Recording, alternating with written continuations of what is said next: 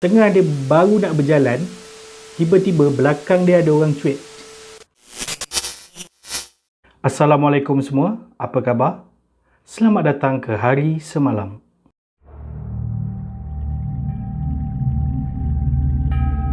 Zaman pandemik ni, kerja bukan main susah nak cari. Sepanjang 2 tahun ni, macam-macam cerita yang kita dengar. Ramai yang kena buang kerja, ada yang dapat gaji separuh je. Ada juga yang terpaksa buat 2-3 kerja sehari sebab nak dapat pendapatan lebih untuk tampung kehidupan diorang sehari-hari. Aku ni pun tak terkecuali. YouTube ni pun terlahir masa zaman PKP tu lah.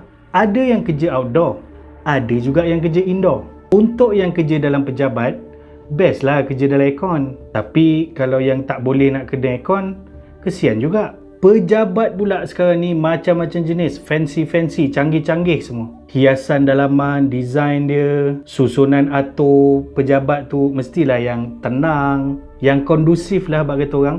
Tapi ada satu bangunan pejabat ni, hiasan dia dulunya menarik, tapi dah mula berubah, dah tak kondusif. Bukan setakat tu je, berhantu. Aku nak cerita tentang bangunan terbengkalai lagi. Korea sudah, Filipina sudah, Malaysia pun sudah. Hari ni kita terbang ke Indonesia pula.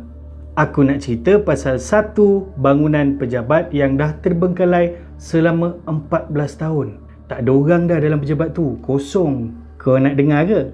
Apa tunggu lagi? Tekan dulu butang subscribe kat bawah tu, like juga video ni, share, lepas tu tekan juga butang loceng kat bawah tu, notification nama dia.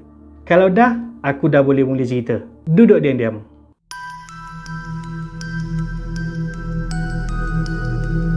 Menara Saidah adalah sebuah bangunan yang terkenal keangkerannya di tengah-tengah bandar Jakarta. Menara Saidah ni terletak di Jalan MT Haryono, Jakarta Timur. Sebelum nama dia jadi Menara Saidah, nama bangunan ni adalah Gedung Grasindo. Ianya mula dibina pada tahun 1995 dan siap sepenuhnya pada tahun 1998. Bangunan 15 tingkat ni dibina oleh PT Hutama Karya. Desain dengan hiasan dia pun bukan murah-murahnya. Banyak barang-barang import. Hiasan dalaman bangunan ni ala-ala Itali, ala-ala Rom. Ada juga patung-patung yang diimport dari Itali. Dan ada beberapa spot-spot dalam bangunan tu ala-ala Las Vegas. Bangunan ni dibuat untuk jadi pejabat yang boleh disewakan. Kalau dekat Indonesia, dia orang panggil Gedung Perkantoran. Beroperasilah Gedung Grasindo tu pada tahun 1998. Tapi masa tu, Indonesia tengah mengalami satu perubahan yang besar dalam pemerintahan dia orang. Dan juga kemelesetan ekonomi. Tahun-tahun tu, satu dunia rasa ekonomi jatuh.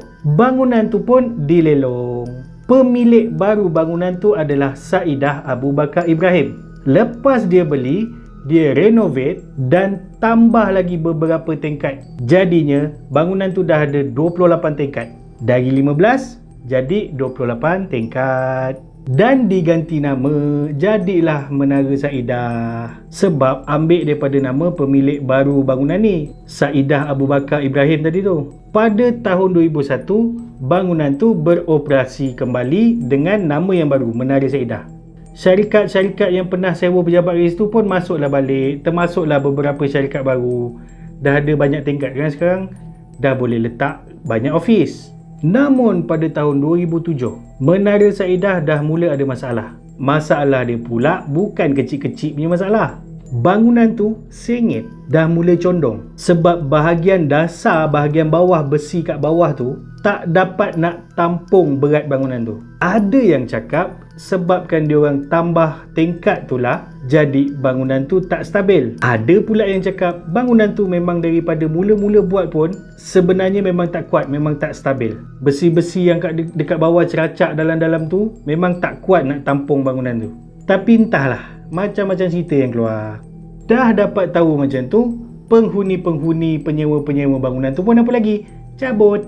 Semua pindah keluar, takut roboh belakang tak memasal. Perlahan-lahan Menara Saidah mula kosong. Dan akhirnya rasmi ditutup pada tahun yang sama, tahun 2007. Sekarang ni, sejak daripada tu, Menara Sa'idah tu dah tak beroperasi selama berapa lama tadi aku cakap?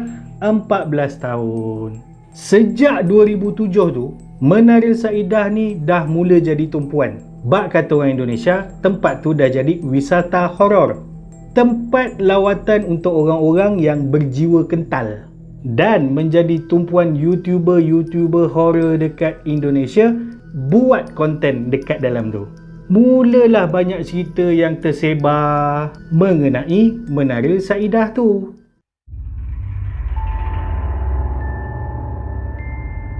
Cerita yang sering kedengaran tentang Menara Sa'idah ni adalah gangguan di lift. Lift bangunan tu sejak dari mula lagi dia beroperasi, lembab gils. Lambat dia gerak. Selalu rosak pula tu. Pekerja yang kerja kat situ selalu cerita dia orang terpaksa masuk office lambat sebab nak tunggu lift. Kalau naik tangga tu lagi cepat daripada lift. Baik nak naik ke nak turun ke memang lambat. Katanya dekat atas lift tu adalah tempat tinggal satu genderowo yang sangat besar. Tu pasal lah lift tu lambat nak bergerak. Ada satu cerita yang pernah diceritakan oleh seorang pengawal keselamatan yang pernah bekerja dekat situ masa bangunan ni masih lagi beroperasi, kira sebelum 2007 lah ni. Ada seorang wanita berbaju merah minta dia teman naik atas ke tingkat 14 sebab dia nak jumpa adik dia kat situ. Katanya masa tu pun dah malam, dah pukul 10 lebih. Pak Gad tu pun temanlah dia naik. Masuk lift sama-sama. Dia tekan tingkat 14. Lift tu kan lambat. Diorang tak berborak apa pun. Kira macam awkward moment lah dalam lift tu. Kan selalu jadi juga kan. Tiba-tiba pintu lift tu terbuka dekat tingkat yang bukan diorang nak pergi. Tingkat 11. Dari dalam dia tak tekan pun tingkat 11 tu. Dari luar pun tak ada orang nak masuk. Lagipun pintu lift tu terbuka dekat satu tingkat yang kosong. Kosong tu bukan sebab tak ada orang dah malam ke apa, tak. Tingkat tu tak ada orang yang menyewa, tak dihuni. Kira kosong, tak ada meja, tak ada apa, dia kosong gitu je. Pakcik tu tekanlah tutup. Nak tutup balik pun lama pintu tu. Tapi pakcik tu tak panik, dia tenang, dia relax. Pintu lift pun tutup balik dan dia naik ke tingkat 14. Sampai je kat tingkat 14, pakcik tu toleh ke belakang nak suruh perempuan tu keluar, nak beritahu dah sampai. Toleh-toleh je, perempuan tu tak ada, hilang. Ni padahal ni naik lift sama-sama dekat bawah tadi tau. Sampai je tingkat 14 tu, hilang terus. Dengan terima kasihnya tak ada, belah macam tu je. Itulah perempuan. Masih lagi cerita pasal lift. Dan masih lagi masa bangunan ni beroperasi. Ada seorang pekerja lelaki ni, dia datang office jam malam. Dia nak ambil barang sebab mungkin tertinggal ke apa kan. So dia naik lift untuk naik ke tingkat pejabat dia. Sorang-sorang ni dia naik. Naiklah dia sorang-sorang dalam lift tu. Tapi bila sampai dekat tingkat office dia, pintu lift terbuka dan office dia tu kosong yang macam tak dihuni. Kosong yang kosong serata-rata je. Tak ada meja, tak ada partition office, tak ada. Panik dia terus tekan tutup nak turun. Tapi pintu tu tak mau tutup. Lift tu pun tak nak bergerak. Lari jantan ni keluar, pergi ke tangga. Turun ikut tangga. Mencecek-cecek dia lagi ikut tangga. Masa dia lari ikut tangga tu, dia dengar setiap kali dia sampai ke satu tingkat, dia dengar bunyi pintu lift terbuka. Seolah-olah macam lift tu panggil dia masuk. Memang tak dilayannya, dia turun terus sampai bawah. Sampai je bawah, dia tanya dengan pengawal kat situ berkenaan dengan tingkat yang kosong, tak ada orang, yang tak disewa.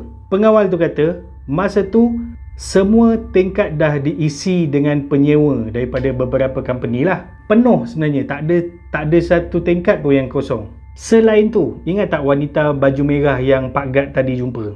Wanita tu selalu munculkan diri dekat tingkat 3. Pekerja-pekerja kat situ selalu nampak, kadang-kadang dekat koridor, kadang-kadang dekat lift, kadang-kadang dekat hujung dekat ujung kawasan terpenjuru itu, tersorok, sorang-sorang dia kat situ selalu muncul.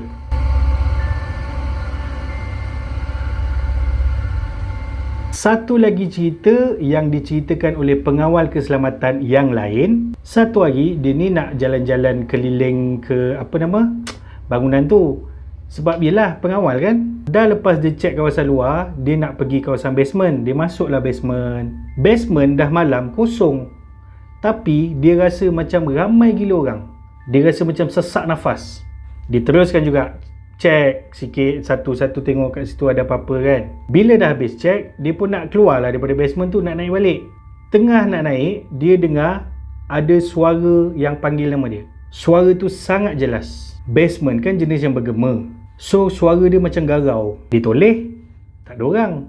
Dia nak carilah mana datang punca suara tu. Tengah dia baru nak berjalan, tiba-tiba belakang dia ada orang cuit. Toleh, tak ada orang. Tak jadi abang tu nak cek mana datang suara tu. Lari tu dia.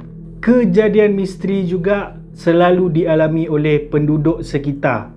Sama ada yang duduk kawasan tu ataupun pekerja-pekerja dekat bangunan lain.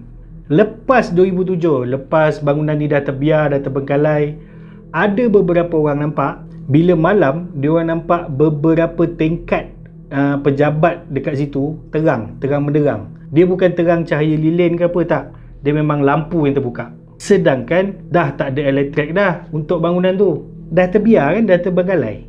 Kejadian tu bukan hanya dilihat oleh orang dekat kawasan tu. Yang lalu lalang yang ke tepi highway tu, yang lalu pun nampak, kenapa bangunan ni terbuka sedangkan dah terbengkalai? Macam ada orang, dan diorang nampak macam bangunan tu seolah-olah masih digunakan. Nampak orang lalu lalang masa terang tu. Macam ada orang kerja lagi dalam tu. Ada juga yang selalu nampak wanita berbaju merah tu selalu muncul dekat tingkat 3 selepas bangunan ni kosong. Maksudnya semasa bangunan ni kosong. Bila dah tutup, masa kosong tu ada lagi perempuan tu kat situ. Tak nak pindah ke kak?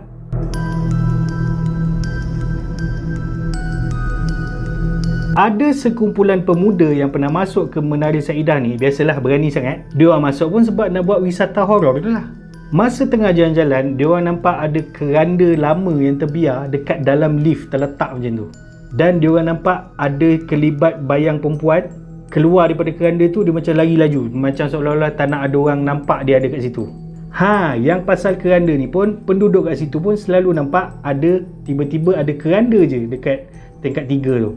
Muncul, lepas tu hilang. Cerita ni lah yang buat ada desas-desus yang kata bangunan tu sebenarnya dibuat di atas kawasan perkuburan lama. Sebab itulah cerita-cerita seram dah mula ada sebelum bangunan ni terbiar lagi. Menara Saidah masih lagi berdiri teguh di tengah-tengah Bandar Jakarta Timur. Tapi dah berpagar lah. Kalau nak masuk, kena buat permohonan kepada orang yang menjaga bangunan tu. Dan kalau korang dapat masuk, korang hanya boleh pergi ke lobi dengan tingkat 1, tingkat atas dia je. Tingkat 1, tingkat 2 je. Basement tak boleh masuk. Katanya kat situlah banyak energi negatif yang ada. Menara Saidah ni katanya nak dibina semula. Tapi tak ada apa-apa sebarang khabar berita sampai ke hari ni. Kau nak pergi sana? Tak jauh mana pun tu. Tapi jangan lupa ajak aku. Dan macam biasa, aku tunggu kat luar. Tunggu kat kereta. Bukan apa, kalau apa-apa jadi, korang masuk kereta, aku boleh terus gerak. Tak payahlah nak start enjin kereta lambat. Itulah tadi kisah tentang Menara Saidah yang dah menjadi wisata horor dekat Indonesia. Terima kasih banyak-banyak untuk korang yang dah tengok daripada mula sampai habis. Jangan lupa untuk klik butang subscribe dekat bawah, like, share dan juga butang notification supaya korang tahu video apa lagi yang akan naik selepas ni. Sebarang cadangan, kritikan dipersilakan komen aja dekat bawah. Jangan malu-malu, jangan segan-segan. Jangan lupa juga untuk follow media sosial yang ada nama Harith Sam Simon. Semoga kita berjumpa lagi di video hari semalam yang akan datang. Terima kasih semua. Assalamualaikum. Bye-bye.